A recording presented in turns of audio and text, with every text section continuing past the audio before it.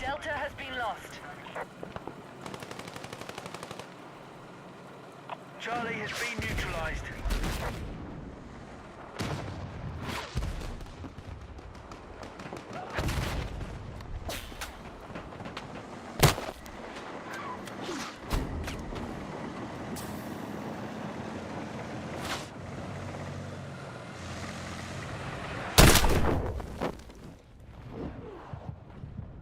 Objective Charlie has been secured.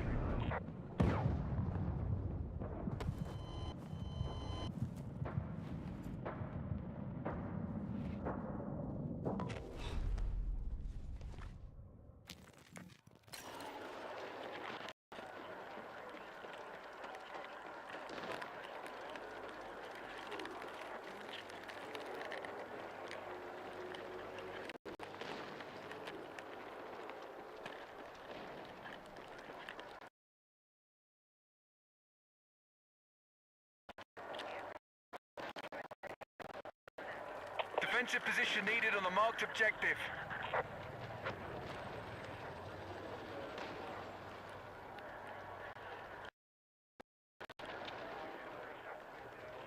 Scottish 1, hostile heavy armor, bearing west. I have a question, and it's a good one. Hostile forces are still ahead in the fight. Let's Then the regroup. answer will be true. I've heard throughout the 9 years that I've listened to your teachings and been on the cruises and the tapes that everything is vibration, and I get it. I really do. That I'm on a vibrational island. However, there are times when I say, how did I vibrate this into my experience? when I long for the days of there are accidents. There is such a thing as a coincidence. I long for the simpler days. You long for that because when I feel like something that was not wanted was a deliberate creation or default creation of myself. Well, we heard that coming. We heard that coming before you even got here today, and we thought we soothed that before you got in the chair. When we said, we're calling you, Yeah. and do you think that your negative emotion is a step in the right direction or a step in the wrong direction? You must think it's a step in the wrong direction. I want to accept the broader perspective that I see that there is such a thing as random, and I understand that. So what do you think would give anyone the sense of things being random and not in your control? Knowing what you know about vibration and about law of attraction, about universal response. Well, we have an even better question for you. Why would you long for the simpler days of believing in random? It feels kinder to me if something happens purely as if it were an accident, that it was an accident, that there is such a thing as random. To philosophically negate anything being random seems not allowing a broader perspective, because mathematically random exists, and random is a big thing. So, I mean, I realize what Abraham says about random. Random does not exist. Okay. Random does not exist because law of attraction is the binder of all things. In other words, Okay. There is nothing that happens outside law of attraction, and there's nothing that law of attraction does not respond to, because there is nothing that doesn't vibrate. Now, what there is vibration that is not understood when it is offered. When you say, I'm longing for the simpler days of believing in the random, what's really at the heart of that, because we don't think you want there to be random, and we don't think you want to give up the idea of deliberate creation, but we do think that you don't like the pain of seeing someone living something that you know they don't want to live. Right. And so what we hear you saying is, it's easier for me to soothe myself by saying, oh, they didn't mean to do it, or it didn't have anything to do with them, it was random. And we want you to try to approach that from your knowledgeable position and see if you can't find almost as much soothing, we would find even more, by saying, I have no way of accurately evaluating the vibrational points of relativity in anyone else's experience. Therefore, I cannot tell how it is that they have created it. They might have created it because of a previous intention. They might have come forth wanting a different set of circumstances in order to bring something else out into the light that they felt was beneficial. Or they might have offered a vibration that they learned from somebody else, and they didn't know they'd learned it because they were trained outside of themselves. They might have done it and moved into my life so that I could watch it and wish for random, so that I could then come to the awareness that there is a way of creating one's own reality, so that I could get a stronger fervor for wanting to teach it. In other words, it could be any number of dozens and dozens of things. But what we want to say to you is, you've got to find a way to soothe yourself about it. And so you say, well, it was easier for me to soothe myself when I just said it's random. It was easier to just say whatever will be, will be. And we said, and a whole lot of people thought it was easier to blame it on God. And a lot of people thought it was easier to blame it on your unworthiness. Jerry remembers clearly sitting in church one day as a youngster and hearing the minister responding about an airplane crash where many people had died, including babies. And the minister said they were sinners, and that's why they had died, which was just a joyful, easy exodus from the church for Jerry. In other words, it was utterly illogical logical. He knew that had to be wrong. He knew that must be wrong, you see. Oh, yeah. But people are looking for all kinds of ways to soothe themselves, and we don't find fault with any of that. Just do not deny yourself the knowledge of the laws of the universe. They are serving you so well. They are. We know you want an answer from us, and the answer that we want to give you is it's not any of your business. Okay. The answer that we want to give you is you do not need to know about the vibrational points of relativity. Source is saying, we'll show you the answer. We'll show you the vibrational response to your vibration. Now, we were blunt and even rude, and we don't want to be. We are going to answer your question since you so easily took the it's none of your business remark, because don't feel bad. That was our answer to the first 10,000 questions that Jerry asked.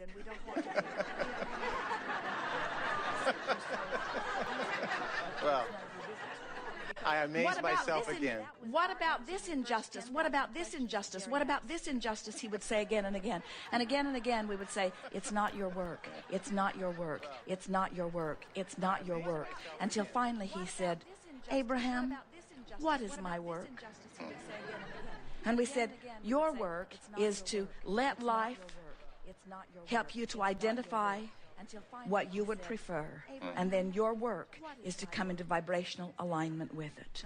So we know you see someone living what you assume they don't want to live, and that's why you want the answer to this question. You want us to say to you, this being came forth from non-physical, intending to have this experience, because that is easier for you to hear than this child came forth, was disconnected from her own sense of guidance, listened to everyone outside of her who warned her about traffic, who warned her about this, who warned her about danger, who activated within her vibration the very thing that they did not want her to experience until she experienced it. So if I feel a soothing, something that makes me feel easier about something that has happened, and it soothes me to say, well, it's just an accident. It's just something random that happens. And that I get something that eases the grip that it was created by me. Then what would be wrong with that? Nothing. It's just something random. But then it would not be true. Well, here's the thing. Everyone creates their own truth. Everyone creates their truth. So if you start beating the drum of random things happening, then you will begin to experience more random things. In other words, the more you believe in random things, and the more you prefer that belief in random things than in your deliberate control of things, then the more the universe will support your belief in random things, and the more you will begin to believe in random things. We are not trying to guide you in your creation. We just really want you to understand that whatever you give your attention to causes an activation of a vibration that will cause manifestation. Okay. There really are no random things. There are manifestational results to practiced vibration, period. We'll acknowledge that people offer vibration all over the place with no sense of doing it, so they don't understand the correlation between what they're offering and what they're getting. So we get why random is in the dictionary. The definition for random should be, I don't know why it happened. I can, with my basis of understanding, find no logical reason for this happening the way it did. And we always find logical reason for everything that happens because we read vibration. Okay, and vibration is everything. And because even random vibrates at a regular frequency, then it isn't really random. Vibration is anything that's regular. It happens at a regular rate. And Well, everything is vibration, so again, random does not cover that. Again, if when you look up the word random in the place where it is defined, we would encourage you to, at least in your dictionary, write right behind whatever is written there, as far as the information that I have been able to gather goes. Okay. Because certainly when you're looking at life through a set of beliefs, there are things that happen outside of your set of beliefs. And you got to want to call it random because it doesn't fit into your set of beliefs. But our set of beliefs includes all possibilities. And Therefore- thus random is not there. Therefore, random Yeah. does not exist, I because understand. random implies that something other than what I, the creator, have set into motion could happen, and it can't be. We want you to feel how appropriate you are and how Source never stops knowing you, knowing the wholeness of you, knowing who you were before you were born into this body, knowing who you have become since you've been in this body, and having become the vibrational leading edge essence of all that you've become, and saying, come this way, loved one, come this way, come this way, come this way.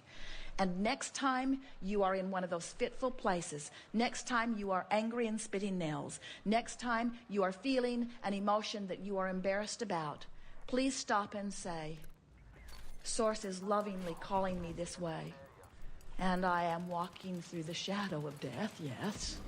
I'm walking through the shadow of anger. I'm walking through the shadow of frustration. I'm walking, but I am moving in the right direction. And when you stop and acknowledge the perfection of who you are, sure, you're out of sync. You're not where you want to be. Esther's printer didn't work this morning. You'd have thought she'd run over someone with her car. In other words, the whole damn system depends on this damn printer, and this damn printer won't work. Kill me now. And we say, or get it in perspective. But most important, don't be upset that you're upset. Instead, acknowledge that the reason you feel so angry is because you feel so powerless. You see? And that anger is an appropriate next step. And then frustration is an improved step from that. And once you get into frustration, then your brain stops being frozen, and you can figure out plan B, and things will work out fine, and nothing is very important anyway. And before you know it, you're right back into vibrational alignment with who you are. But don't let life beat you up. Don't let what's happening in your life give you reason to condemn yourself ever. Because Source is always here, always aware of where you are, and always calling you in the direction of what you want. And if you will just put your ear to the ground a little and be willing to listen to the call and relax as you move through the phases of the emotional scale, and make peace with the fact that you are always friends. You are always, forevermore. Not just you, but we, but more you than we, because, frankly, we're smarter than you are. We're not smarter than you are. We're just more determined to feel good than you are. But you, we all will eternally live life in the crack. And it is the crack between where we are and where we want to be. It's always a continual motion toward something that will never end. So that's why we always harass you as we begin these gatherings by saying, you're at the place where you are enjoying the contrast, and you say yes, even though many of you don't mean it. And we say, even though the things that you really want have not yet manifested, you are still joyful in the journey, and you say yes, even though you don't mean it. And we want you to say yes and mean it. We want you to take such pleasure in closing the gap. We want you to be proud and happy when you move from despair into rage. We want you to know that that's a good step in the right direction. And just don't spin around in the desert. Keep going, because you can move from the deepest, darkest, most unpleasant desire, most unpleasant, contradicting vibration to your desire. You can move in a matter of minutes once you get the hang of this. You can clean up your vibration so fast you do not need to ever learn patience. We see our greatest value to you in helping you to release resistance. And you know, when you release resistance, you allow. The whole point of every process in every book that we've written is to help you to find the vibration of what you've asked for. So as you talk about it as if it is, and can find the feeling place of that, then it has to be. But sometimes you have so much realism going on that when you talk about something that is that really isn't, then there's an awareness that it isn't, and then a feeling of contradiction that goes on. There are those that say, if I fake it or if I pretend it, even before it is, then it must be. And we say, you can't fake vibration. The vibration is real. And so here's the difference, and you laid it out there so clearly that we can speak it easily.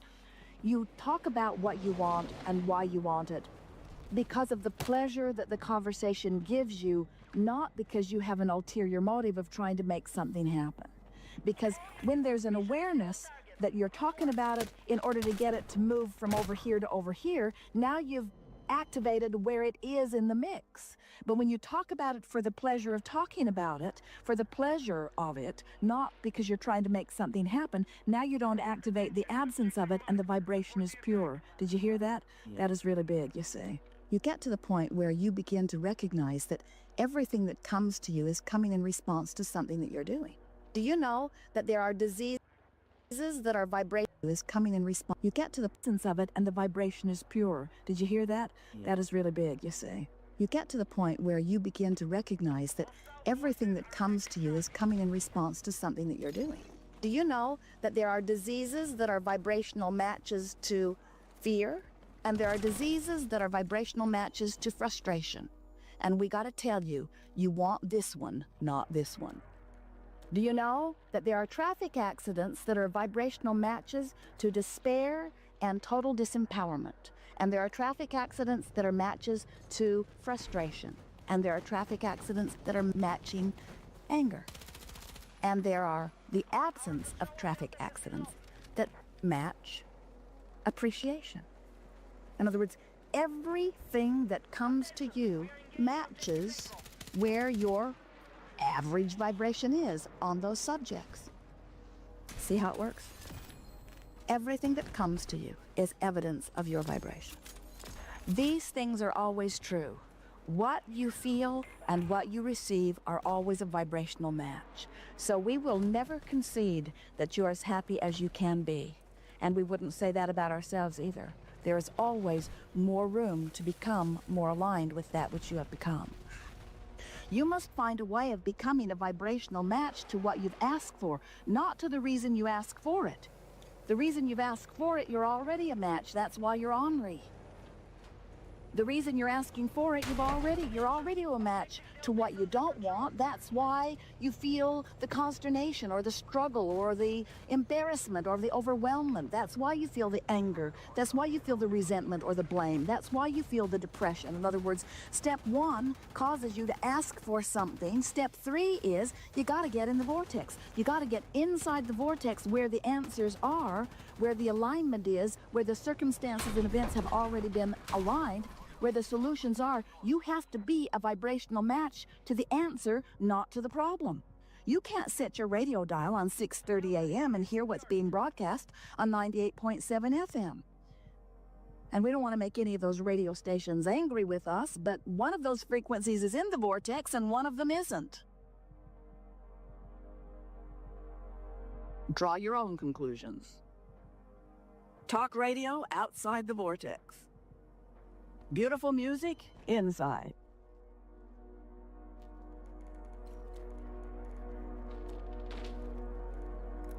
So when you get your mind around this and you realize that you are a being with 2 vibrational vantage points that are in every waking moment playing off of one another, then you can understand why you feel the emotions you do. When you feel joyful, it's because there's no resistance within you. When you feel painful, when you feel ornery, even if you have physical discomfort, that means there's resistance within you. And that resistance is your attention to something that has a lower frequency, that lowers the frequency of your vibration and holds you in, hear this, an unnatural place. It is natural for you to be in the vortex. And the reason that we can say this so unequivocally to you is because this vortex of creation is so much bigger than this vortex of creation that you've got going on. In other words, when you are exploring in your physical form, the whole purpose of this exploration is for the adding to the whole of who you are. So when you explore and you add to, but you don't go, well, let's be clear, you go eventually. Because when you have your croaking experience, the vortex will take you and you will feel the ecstasy of the releasing of all of that resistance. But we just don't think you should have to croak in order to get in the vortex. And that's what this gathering is about. We call this the art of allowing. The art of allowing myself in my physical form to be a vibrational match to the larger part of me. The art of no longer doing that thing I do, beating that drum I beat, beating the drum and keeping active within me the thought and therefore the vibration that is contrasting or contradicting to the vibration of who I really am, which slows down my vibration, which keeps me from the vortex, which gives me the indication of negative emotion. So is it the negative emotion that keeps you out of the vortex? No. The negative emotion is your indication that you're not in the vortex. The negative emotion is your indication of a lower, slower vibration. Lower and slower than who? Than the masters? Than God? Than the good ones? Lower, slower vibration from who? Lower and slower vibration from the larger part of you. You're the one through life who sped your vibration up. And once you have sped your vibration up, you got to keep up with it because there's no regression. There's no going back. You cannot live life and know this and the larger part of you become it and then say, never mind. You can't do it. You cannot be less than life has caused you to become. And if you attempt it, you will feel the negative emotion that is your indicator that you're doing an unnatural thing. You're holding yourself back from what you have become. Nice to know. But you have to have wondered, how do those ideas, how do those desires, how do those hopes and dreams, how do those vibrational realities, how do they get into your real life experience? How do you turn those thoughts to things? How do they become relationships and experiences? How do I get the money in the bank, Abraham? In the bank. I want to get it out of the vortex and into the bank, okay? How do I do that? And the way you do it is through the natural laws of the universe. The way you do it is by not keeping it out of the bank. That's the thing that we want you to understand. You just got to let the door open. You just keep it out of, you stop keeping it out of the bank. Now, how's that? Don't do that anymore. That's not what we're saying. We're going to talk about what you are wanting to do. So the way that things move or become from an idea, from a vibrational reality into something that you are realizing is that you have to tune your frequency to the realization of it. Now, we know you didn't want to hear that, but we needed to tell you that. You are the realizers. That's the best word that Esther can find. That's how manifestations occur. You realize them. You realize them by finding a frequency. And at first, when you find it, it feels weird to you. Maybe it feels a little exciting for a moment. In fact, that's a moment of recognizing the full potential of your desire. You feel exhilarated about it for a moment. But if you don't shoot it in the foot, if you don't wrestle it to the ground and kill it with reality, if you don't yabbat it to death, yabbat, yeah, but what about this? What about this? Just know that when you give your attention to things, momentum ensues. And eventually, you can create a belief that is so strong, a belief that is so strong that it will become your reality. You can also create a desire that is so strong that it can become your reality. So what's happening to you? What really happens? What makes the difference? Is your belief so strong or is your desire so strong? How does that play out? And we say, law of attraction gives you the exact balance that you've got going on. You can go a long way in cleaning up those desires. You can go a long way in improving those beliefs. You can go a long way in sifting and sorting your now reality, looking for positive aspects. You can go a long way in looking at what is and finding the things that feel the best. In other words, you have much more discernment. You have much more capability to offer vibration than you've been practicing. And we've written a lot of books with a lot of processes to help you practice. And we are impressed with the application that you've been offering. But today we want to say to you, it's so much easier if when you wake up in the morning, you just say to yourself, I could be wobble-free. I'm wobble-free for now. I'm wobble-free. I don't have to bring into this day the things that were bothering me yesterday. I don't have to do, oh, there it is. I brought it in already.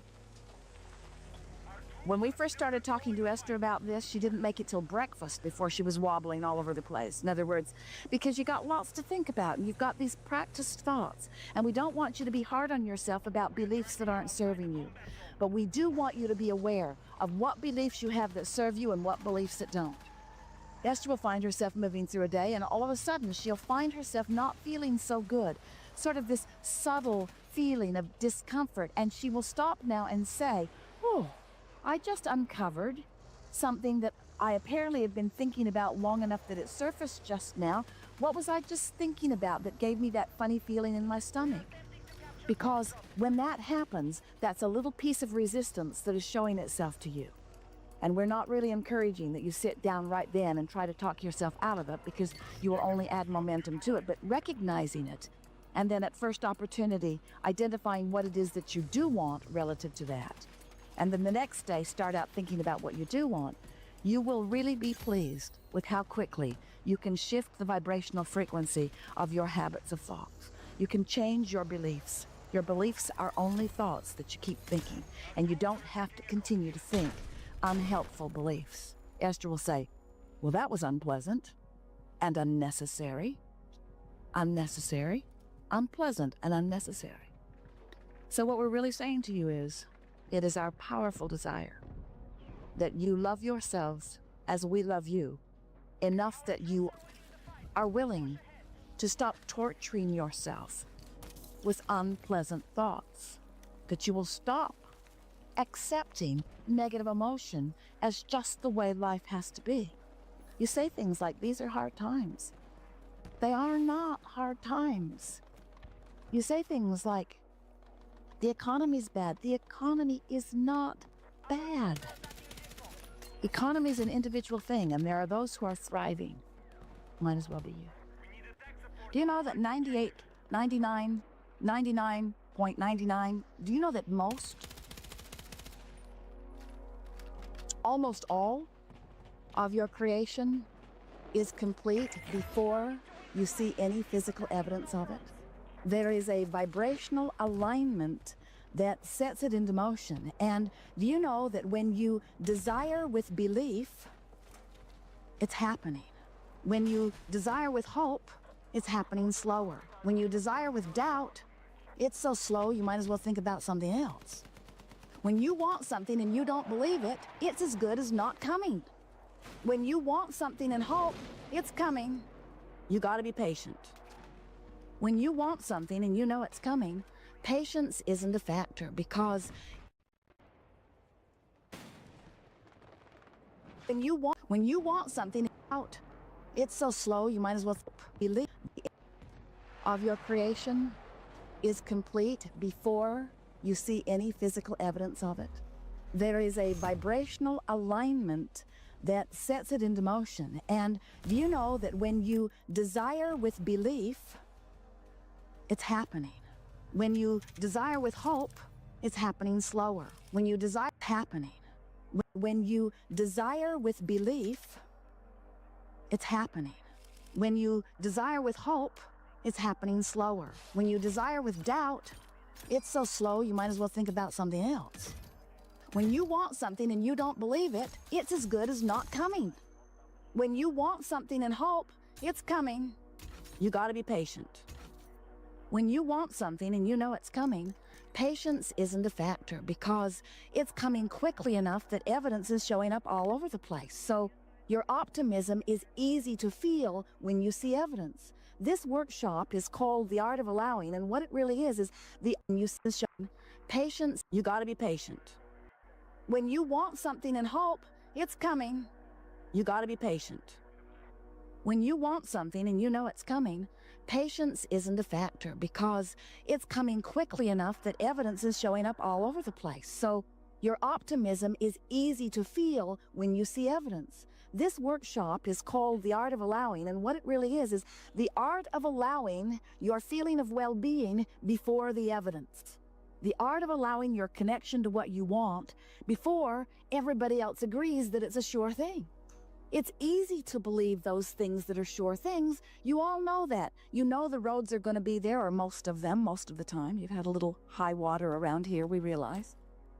You know that the building is going to be here, or you have reasonable expectation of it. You expected your chair to hold you when you sat on it. We didn't see one of you turn it over to check it. In other words, there are just certain things you know, and because you know these things, then there's no contradiction in your vibration, and you not only as an individual, but you as a culture live very well because you've come to expect these things. But what we want to say to you is the reason that almost every human has come to expect the things they've come to expect is because they've relied on the testing of the manifestation, and so you only believe what you can see. That's why you still, it is hard for us to believe, have incurable illnesses. How stupid is that? Well, we'll be kinder. How silly is that? No, it's just stupid.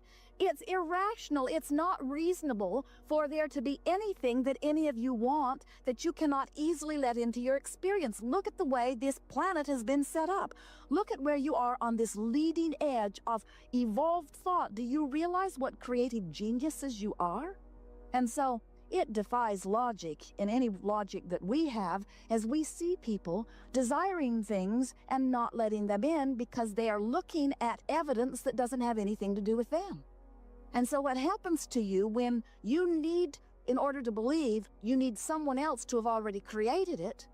Now you're just a regurgitator of experience. Now you're not a deliberate creator. Now you're not the creative genius that you've come forth to be.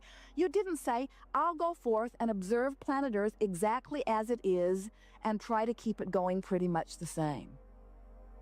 You said, I'll go forth and observe what is, and my personal individual preferences will be born out of my very clear and important specific perception, and source through my perception will add unto this time-space reality through my creative endeavor, which means I will focus until I define what I want, and then I'll line up with what I want. I will find a way to become a vibrational match to what I have defined. You see, what happens with so many of you is your natural process of sifting through contrast and data gives birth to desires within you, personal, precise, important desires. But then, most of you, rather than feeling the source and the love that has flowed through you in the launching of this desire, and then following that desire with your anticipation and your expectation, most of you check in with everybody you know. This desire seem appropriate, you ask? Anybody else ever done it? What are the odds of me doing it? Oh, no one's ever done it before? Well, then maybe I should think about something more realistic. And we say, if you call realism only that which somebody else has already created, then there was really no point in you coming forth. It was already created. You didn't come forth just to sit back and experience your exposure to the creation that had already been created. You are a creator. That would be like being a sculptor and just standing around and watching other people sculpt things. That would be like being a sports genius and never bouncing the ball again or throwing the ball again, just going and sitting in the stands and watching other people do it. You didn't come forth as a bystander, you came forth as a creator. You came forth wanting the data to sift through you and desires to be formed within you. You knew it would be this way, and you intended, every one of you, there is not an exception in this room, you intended then to turn your full, undivided attention toward anticipating the fulfillment of your desire. You didn't plan on questioning it. You didn't plan on getting people to vote on it. You didn't plan on a group consensus about it. You knew that the only consensus that you needed for the creating of anything was the consensus, the vibrational consensus within you. So, when you decide that that's what's important to you and you begin to line up with the energy of your source, it is our promise to you that all things wanted will flow easily, comfortably, never-endedly into your experience. Hester watched a movie last night. She knew when she turned it on that it wasn't the best movie for her to choose. But she liked the actors in it, so she thought, I'll watch it. And the longer she watched it, the more she knew it wasn't a good movie for her to watch, because it activated within her feelings of uneasiness. But she sort of got hooked into the plot, and it was easier to continue to watch it. She really wanted to know how it ended. These actors almost always have happy endings, she thought.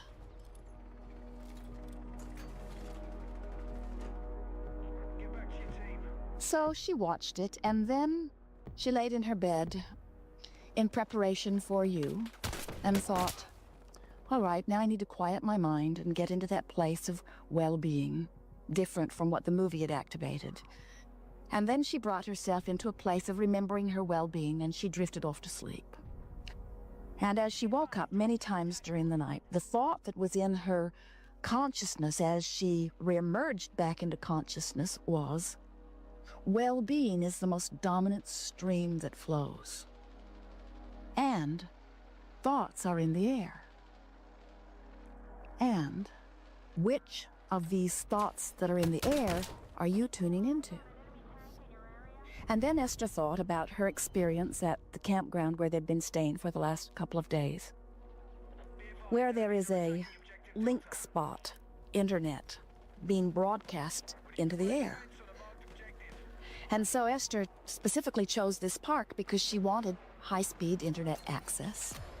And she knows about the lovely trees here, and she knew that her own satellite dish might be hard to get pointed to the Mexico sky. And so she booked her space and turned on her computer, only to discover that when she looked at the little meter on her computer screen, the link spot signal was very, very small. And when she tried to log on to the internet, she kept getting a prompt that said, attempt failed. And so she went down to the office and she said to them, your signal is not strong enough, it seems, to reach where I am, parked in your park. And the woman said, this has been a problem, so they put a booster on it. And Esther said, well, they might need another booster because it cannot come to where we are. And so they pulled up their feet and pulled in their walls and pulled in their plugs and pulled in their hoses and put everything down and moved to a site that was closer to the transmitter. And Esther turned on her computer, and there was a nice big signal. I'm within range, she announced. And when she clicked on her internet browser, boom, connected to the world. And she said, isn't that interesting? There are all of these signals buzzing around all over the place. Who knows how many signals like LinkSpot are blowing through our airwaves, through our coaches, through our bodies, through our streets, through our cities, through our planet, through our atmosphere. Thoughts are in the air. But unless we get within vibrational range of them, we don't have an active experience with it. And unless we are on the same wavelength, we don't have an active experience with it. And so Esther laid there in the night last night, pondering how many thoughts are out there, how many currents and rivers of streams, how many conspiracy theories, and how many sickness theories, and how many government intervention theories, and how many theories of well-being. And then she remembered our words, Esther, the stream of well-being is immense. And in her mind's eye, she saw a stream on her computer screen that was so big it enveloped her body, it enveloped the room. In other words, it's not like LinkSpot that you got to be within 20 feet of the tower. This stream of well-being is a huge broadcasting stream, but that does not mean that you could not watch a movie or listen to a friend or dial on to a news group or listen to a particular radio program. That does not mean that you could not give 17 seconds of attention to something and then another 17 and another 17. That does not mean that you could not give your undivided attention to some signal that is out there and activate it and make it your dominant stream. And what we are wanting you to understand is that your dominant stream is one of well-being, but you have options, folks. You can log on to the stream of well-being, which is what the art of allowing is. It's about wanting so much to feel good that you disregard all of the valid thoughts of truth and fact and history that are offered to you all day, every day, and you say, just because someone else gave that their attention long enough that it manifested in their experience and became a statistic, does not mean that I need to do the same thing. Your doctors, not all of them, but most of them, seem to believe in the deterioration of your body. And as they deal mostly with people whose bodies are sick, they become very strong in their belief of that. And they and the medical community and the pharmaceutical communities have so much to gain by your believing in your sickness. And so they fill the airwaves with this stream of consciousness. And you, unwittingly, well-meaningly, often log on to that beam. And then you experience a diminishment of your own experience, and then you say, their facts are true. And we say, big deal. And they and the medical community and the pharmaceutical communities have so much to gain by your believing in your sickness, and so they fill the airwaves with this stream of consciousness. And you, unwittingly, well-meaningly, every day, and you say, "Jogging so much to feel well-being," that you have options, folks. You can log on to the stream of well-being, which is what the art of allowing is. It's about wanting so much to feel good that you disregard all of the valid thoughts of truth and fact and history that are offered to you all day, every day, and you say, just because someone else gave that their attention long enough that it manifested in their experience and became a statistic, does not mean that I need to do the same thing. Your doctors, not all of them, but most of them, seem to believe in the deterioration of your body.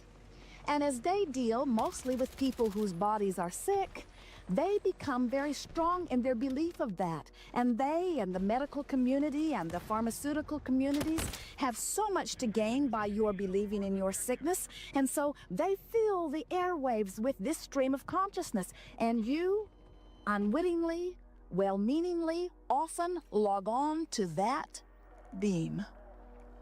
And then you experience a diminishment of your own experience, and then you say, their facts are true. And we say, big deal. There are facts of wellness. Why not log on to those? There are facts of abundance. Why not log on to those? In other words, why not choose using your own meter? So how do you know? How do you know? Esther knows when she's got a link spot signal. She can tell when she's hooked onto her wireless network in the coach. She can see when her printers are available to her by the way the signal shows up. In other words, she's got this visual meter that lets her know her reception. You look at your equipment. You can tell when you're logged on. You can tell what kind of reception you're getting. You understand radio signals and radio dials. You know when your cell phone doesn't work, it's because you're out of range. In other words, you get this concept, but almost no humans relate the concept of connectivity to who you really are.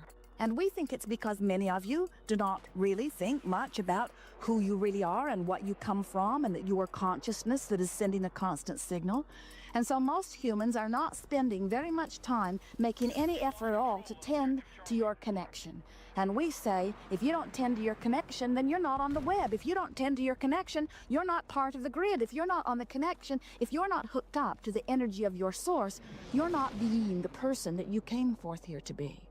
You're living a shadow of a life, and your sickness indicates it, your negative emotion indicates it, the way things go wrong indicate it. In other words, you can tell when you're tuned in, tapped in, turned on, and you can tell when you're not.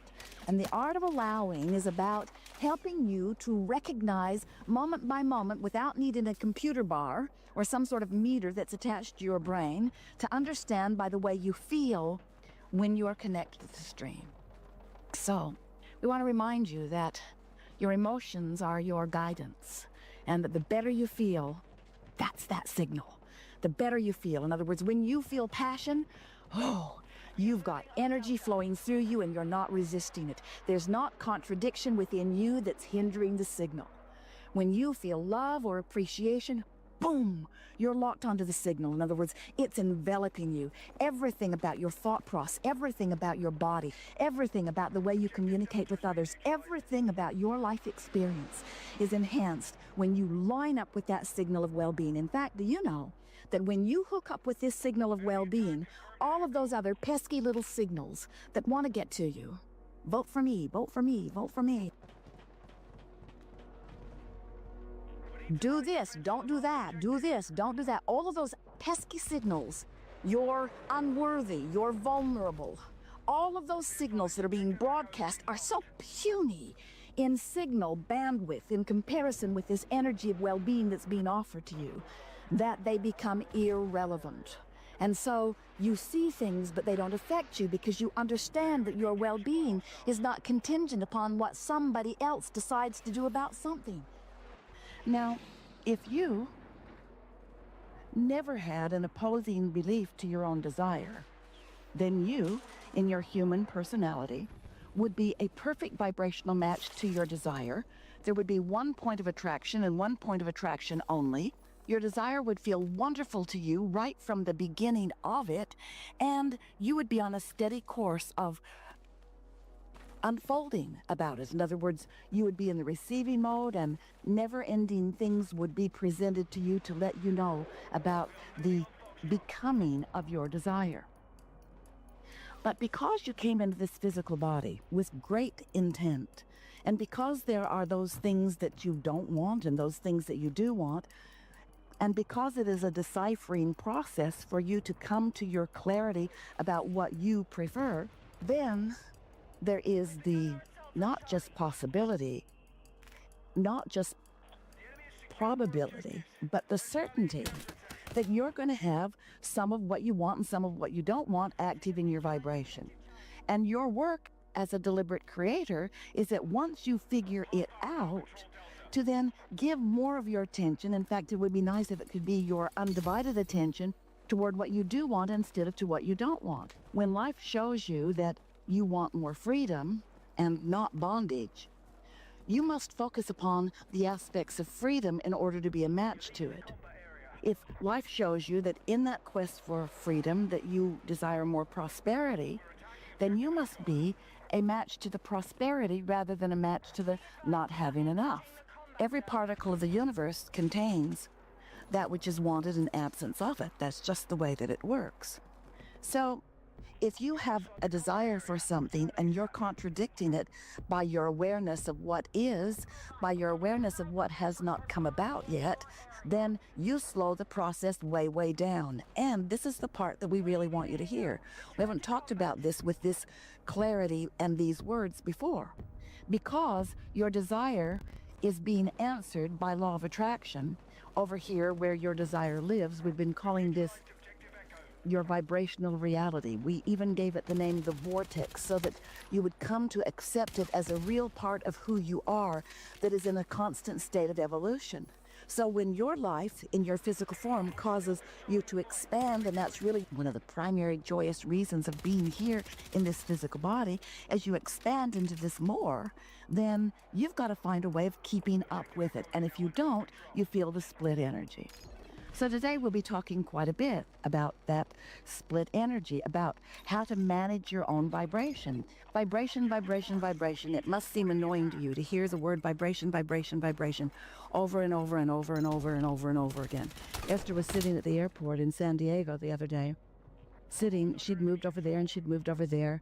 She got there an hour before boarding, so she had quite a bit of roaming around time. And so she sat over here for a while, and then she got the impulse to sit over there for a while, and then she got the impulse to sit over there for a while, and then she got the impulse to sit over there for a while, and so she sat down, and almost as soon as she sat down, there was a man sitting next to her who had his cell phone up to his ear, no earplugs, but just quietly listening to something coming out of the end of his phone.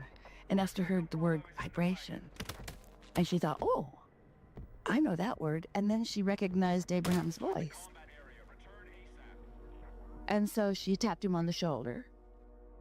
She tapped him on the shoulder and she said,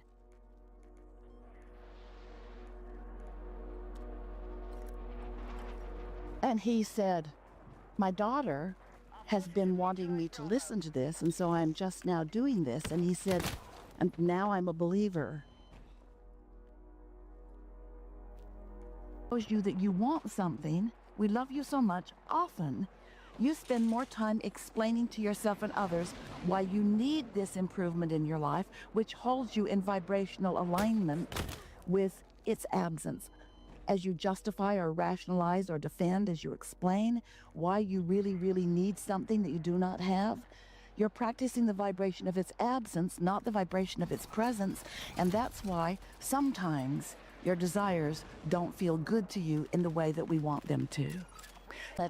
And law of attraction is responding then to that which you are asking for. So in this vibrational reality, your desires are becoming. Your engine down, going in the opposite direction. And then you want it more, so you put another engine going that way, and then you take score of where you are again, and you put another engine going that way. And without even realizing it, and doubting and asking and doubting and asking and feeling. So when you behave yourself, that doesn't count.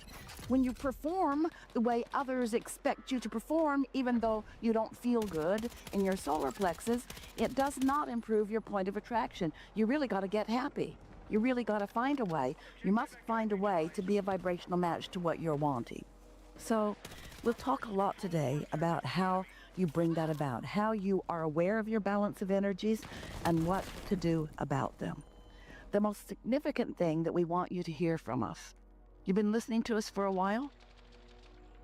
Well, then we're going to tell you something that you have not heard us emphasize much. Just recently, we're really giving this to you in a strong, strong way. When you are wanting something different than you have, the usual reason that it doesn't unfold quickly for you is because of your incessant attention upon what is. And we understand why what is so interesting. Because you can see it and hear it and smell it and taste it and touch it.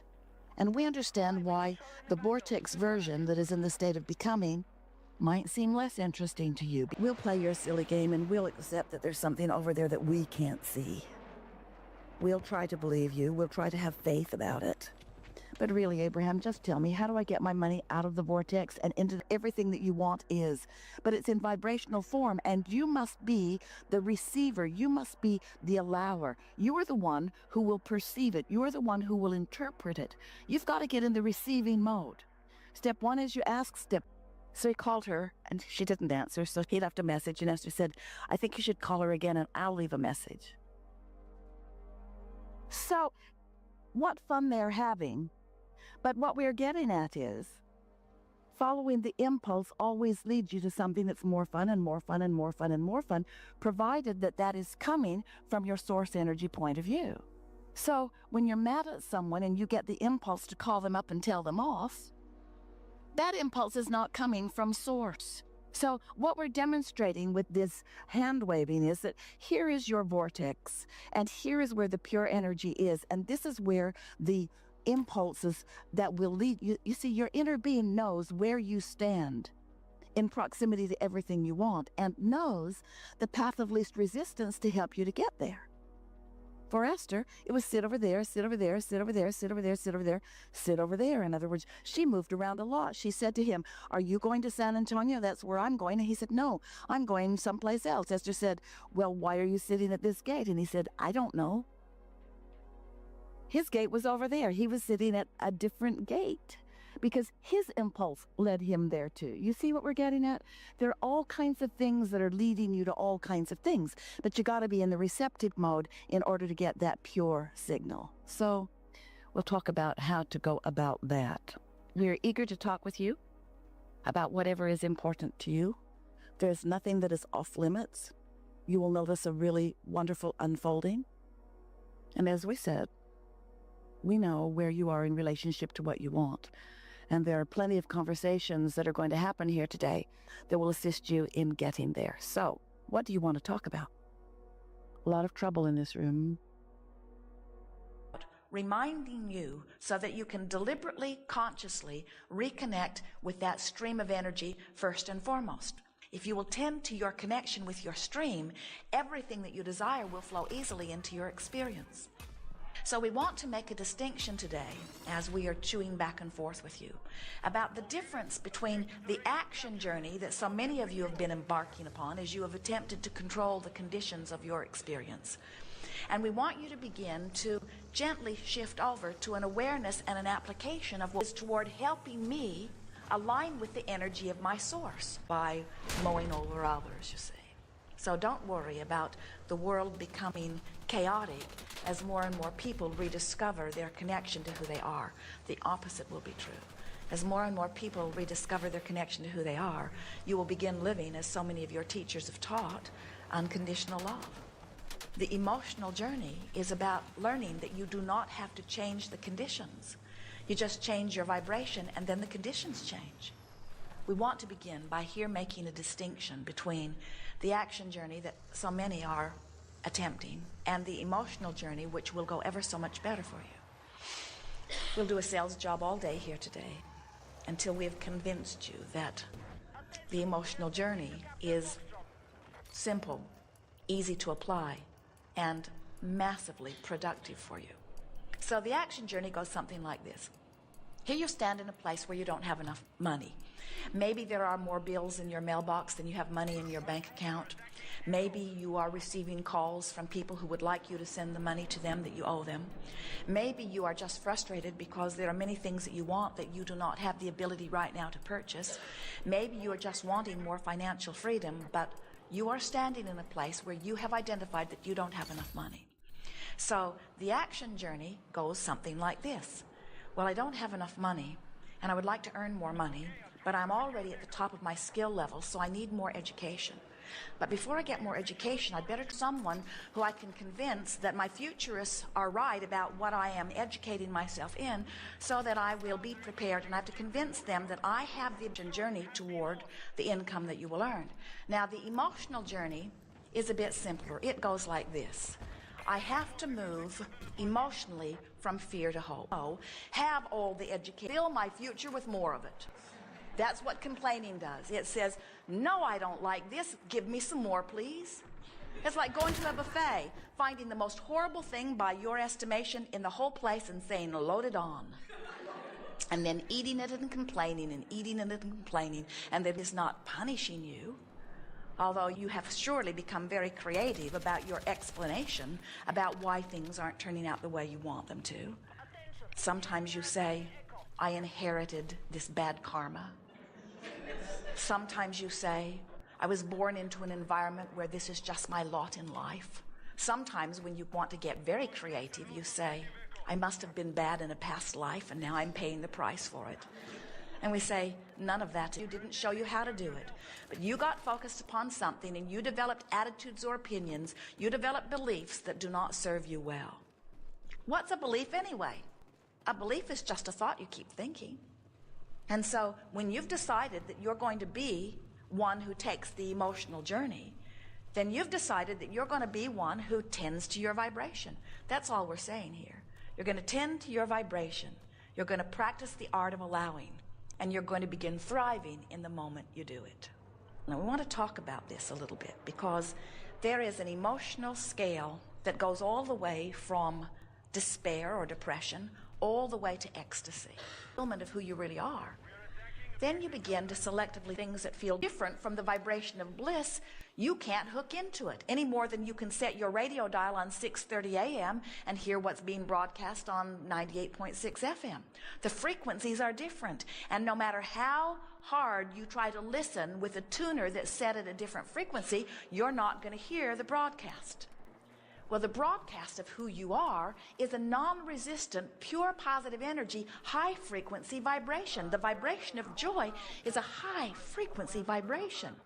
And when you have, through trial and error, through observation of things unwanted, trained yourself into a vibration of pessimism or into a vibration of unworthiness or into a vibration of fear, all illness, all headache, this emotional scale, we're talking about moving from despair up the emotional scale. Well, when you think about it, isn't that the case? Don't those emotions that feel awful, isn't it a feeling of powerlessness? It's the reason so many people act out in their fear. They're trying to reclaim their power, and it's really interesting to watch some counselors or some teachers or even some parents who, when you are making the We have captured Alpha.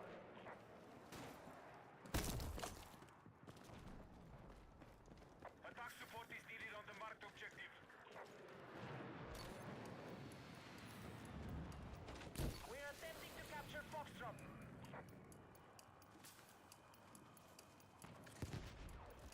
Our troops have neutralized Echo. We have secured more objectives.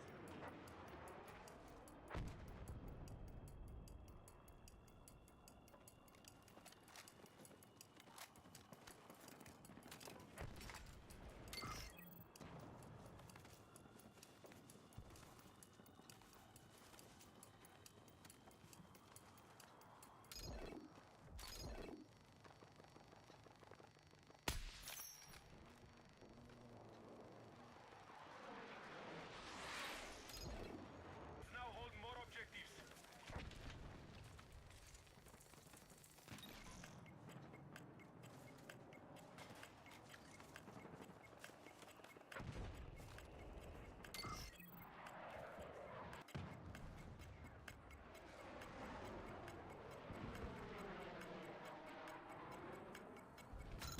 Foxtrot has fallen to the enemy.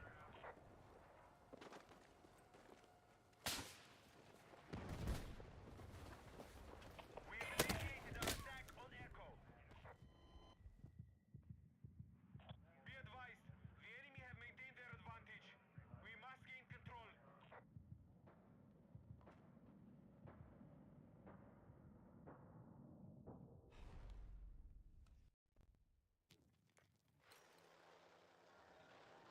And once I find that person, well, then I will set out to get the. I also have to figure out how to carve out time out of my experience now to go back to get this education. And I probably have to go into deeper debt in order to get the education that I'm going to need. And so I'll probably need some financing. So I have to find someone who I can convince that my future, that I really will not waste this money. And so I will get my plan together, and then I will set out and I will find all of the people who will line up with me. And then I will find a school, and I have to find one that's close enough. Well, now the rule says you can't complain about what is and let something else in. Because when you're inherited, sometimes when you want to get very creative, you say, I must have been bad in a past life and now I'm paying the price for it. And we say, none of that is the case. What is the case every single time is that somehow you got focused, and we're not saying somebody else around you didn't show you how to do it, but you got focused upon something and you developed attitudes or opinions, you developed beliefs that do not serve you well. What's a belief anyway? A belief is just a thought you keep thinking. And so when you've decided that you're going to be into your vibration, you're going to practice the art of allowing, and you're going to begin thriving in the moment you do it. Now we want to talk about this a little bit, because there is an emotional scale that goes all the way from despair or depression all the way to ecstase. And here where there is fear and depression, there is more resistance. We want you to realize that your emotions are telling you all about your level of resistance. The better you allowing future, in other words, you're remembering or you're anticipating or you're observing things that make you feel good while you focus upon them. Now, there are many who say, but Abraham, this is a truth that I can't deny. And we say, yes, but you don't have to focus on it. Back from as broad a view as we have, you can make that often activated vibration a dominant vibration. And that's what a belief is. It's just beating the drum of something until it's the easiest place for you to go. So Joseph Campbell was talking about moving up the emotional scale, although he didn't use any of those words. He said, follow your bliss. And he was very wise in his offering to you, because he understood that if you are looking for things that make you feel blissful, there will be little or no resistance within your vibration, and in the absence of resistance, you're in the state of allowing, where all good things can flow to you. But the problem with just following your bliss is that sometimes from where you stand, you can't get a whiff of bliss. And when you attempt to find bliss from despair, because the vibration of despair is so different from the vibration of bliss, you can't hook into it any more than you can set your radio dial on 6:30 a.m. and hear what's being broadcast on 98.6 FM. The frequencies are different, and no matter how hard you try to listen with a tuner that's set at a different frequency, you're not going to hear the broadcast. Well, the broadcast of who you are is a non-resistant, pure positive energy, high-frequency vibration. The vibration of joy is a high-frequency vibration. And when you have, through trial and error, through observation of things unwanted, trained yourself into a vibration of pessimism or into, in essence, pinched yourself off, too strong of word, diminished your connection to your source, and under those conditions you don't thrive. All illness, all headaches, all things unwanted are as a result of that state of being. So, when we talk about this emotional scale, we're talking about moving from despair up the emotional scale. Well, what's a step up vibrationally from depression or despair on the emotional scale? Anger. It's a step up. Have you ever been depressed? And did you not discover that sometimes even unconsciously you went right into anger? Now, those around you didn't like it because they liked you better when you were depressed. You stayed in your room and you left them all alone. And when you're angry, you're sort of out there in everybody's face. But we want you to know that from a vibrational standpoint, anger is a healthier vibration than depression or fear. When you think about it, which would you rather be, afraid or angry? Now, we know those are rotten choices. But if you had to choose between fear and anger, what would you choose? And the reason that you choose anger is because there is more personal perception of power in anger than there is in fear. So this is the next most important thing that we want you to understand about this emotional scale. This emotional scale that goes all the way from joy or appreciation or love all the way down to despair. In the appreciation, love, good feeling vibration, there is a perception by you of your power, your empowerment. And in the fear, in the despair, don't those emotions that feel awful here, they're trying to reclaim their power. And it's really interesting to watch some counselors or some teachers or even some parents who journey from depression and tell you how inappropriate your anger is. A fight over it. Anger feels so much better to me than where I was. And I don't plan on staying here. I'm on my way to the life-giving breath of fresh air that frustration will bring me. So much better than where I was that I'm going to milk it for a few days. So if you don't like it, stay clear. Now, the thought, because it felt better, you've taken your first step on the emotional journey. And it is our promise to you that once you begin doing this,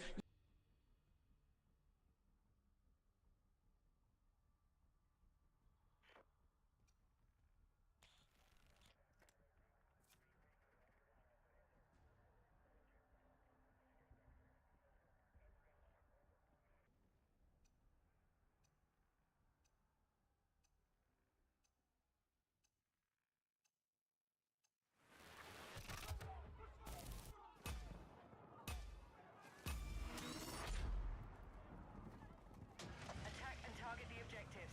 Take ground and control it at all costs. Let's move.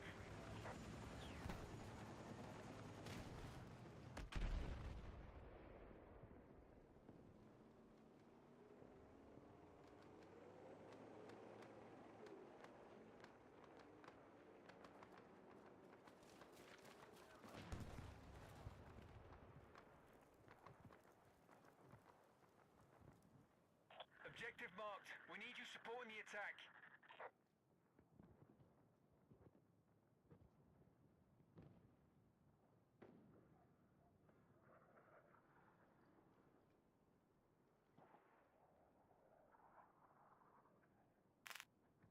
We now hold Alpha.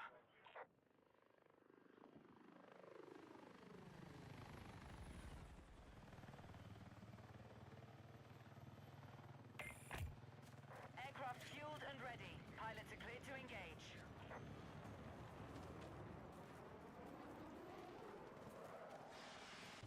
creatures are being born in every day.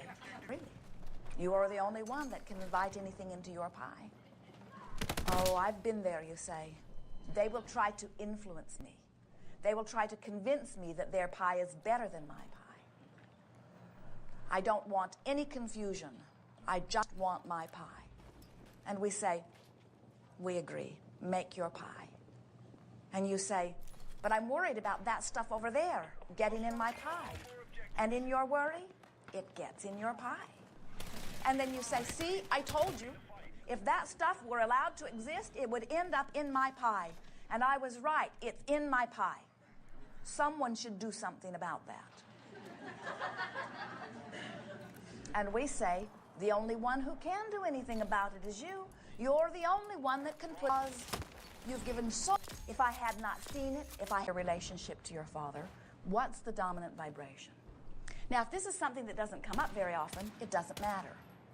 But if it is something that comes up every time you see a father, every time you see a parent-child relationship, every time you watch television, every time you watch 1/4 of the movies that you watch. So, as we've been chewing about this idea of dominant vibration, Esther's been having fun with it. She's been taking different thought scenarios and working it out in order to discover in her own way what a dominant vibration is. For example, she thought of someone that she remembers from her childhood who was said by those around to be a penny pincher. And she was thinking about the debate that she's heard all of her life about if you watch the pennies, the dollars take care of themselves. And she's wondered how someone who seemed free about money could have debt or poverty. And as she began to chew it over with us a little bit, we pinch her. Dollars. If he pinches pennies, others' words, because of a feeling of shortage, then his dominant vibration is not one of allowing abundance. And Jerry said, and Esther said, yes, but you'll be dead and I'll need an oil cap.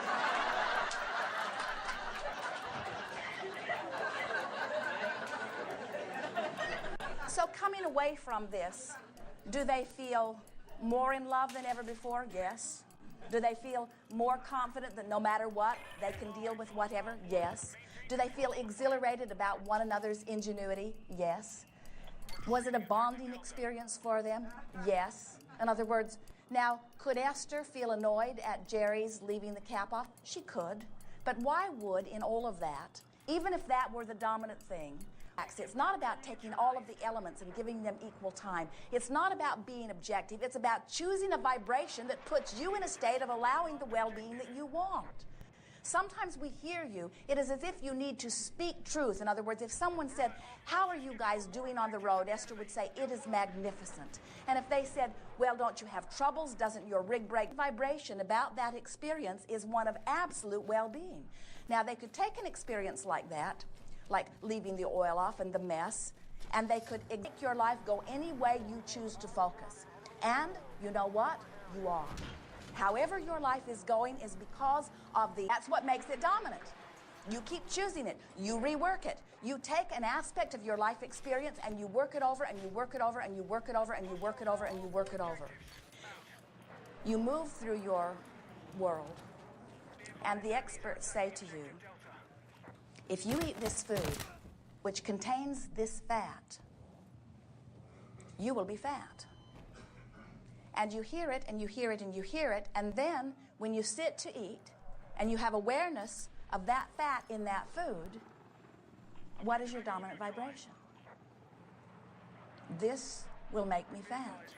This will make me fat. I can't eat this and be slim. Dilemma. You've either got to be fat without carbohydrates. And they say that our dominant vibration. We would become so singular in making its benefit our dominant vibration that nothing that we had learned before that had one time been a dominant vibration would be affecting us here and now. Our dominant vibration here and now would be one of allowing our physical body to respond with this food and achieve the results that we are wanting. Are you getting a sense of what we are talking about? Everything is about vibration. So it helps you to understand why, even though there have been hundreds of thousands of books written upon the subject of nutrition, and hardly do they ever agree, the reason is because there is a great deal of variation in the combinations of actions and thoughts and beliefs and intentions that you as individuals hold. And when you discover that all you have to do is line you up with you, all you have to do is choose a desire and then find a dominant thought that matches that desire. So the words that you're wanting to begin speaking and meaning and practicing until you know that it is true is that I'm vital, I'm alive, I'm flexible. I feel good in my body. I have a really good body. My body enjoys this physical existence. I have energy that flows into my body. My body knows what to do. My body has resources within it. There's consciousness within me that knows what to do. I don't have to struggle so hard. My body knows what to do. In other words, as you begin choosing life-affirming thoughts and you practice them so that they become dominant within you, everything within your experience will begin to reflect the lining up of energy within you, because that's the only thing, anything that you are living has to do with. Sometimes you are in the grocery store shopping, sometimes you are in traffic driving, sometimes you are watching television, sometimes you are reading books. In other words, there are a lot of different things that you turn your attention to during a day, and as you do, you are offering vibrations which over time begin to equal patterns. And those patterns are often referred to by psychologists or even by us as the beliefs that you come to hold. But we want to remind you that a belief is only a thought that you keep thinking. A belief is just an activated thought. And the reason that beliefs formulate within you so easily until they become thought patterns that really equal your point of attraction, so much so that you begin to be seen by others and even feel by yourself be aware of the vibrational patterning, your vibration in the moment, the vibrational mix, if you will. Then what you begin to understand is that you can tell in advance what you are systematically moving toward. And the reason we like to say it in that way, what you are systematically moving toward, is because 99.99, you must be willing to allow yourself to be in a range of vibration that equals emotions that don't feel that good. You can never move towards something that when you get there, you're not going to like it without having ample awareness, emotionally speaking, along the way. It just can't happen. Just as you cannot be moving towards something that you're really going to like when it happens without having awareness that you've been moving towards something that you're going to like when it happens. You will never have a happy ending to an unhappy journey. It just can't happen. But you might be unaware of the journey that you're having because you might have adjusted yourself, emotionally speaking, into being willing to endure orneriness or overwhelmment or anger or frustration or rage or revenge or feelings of utter disempowerment. In other words, you may have known it for so long, it feels normal to you. But we want you to understand that it cannot ever really feel normal in any real sense of the word to feel negative emotion, because it is, it's making you feel ornery or making you feel victim or making you feel powerless. You are source energies in these physical bodies, and you have been source energy long before you came forth into these physical bodies. And that part of you still vibrates powerfully within you and gives you a powerful point of reference to how you're doing right here and now. For example, that part of you to the true vibration of your being, and you don't like yourself, that feeling in your gut that feels empty is because your guidance system is working actively.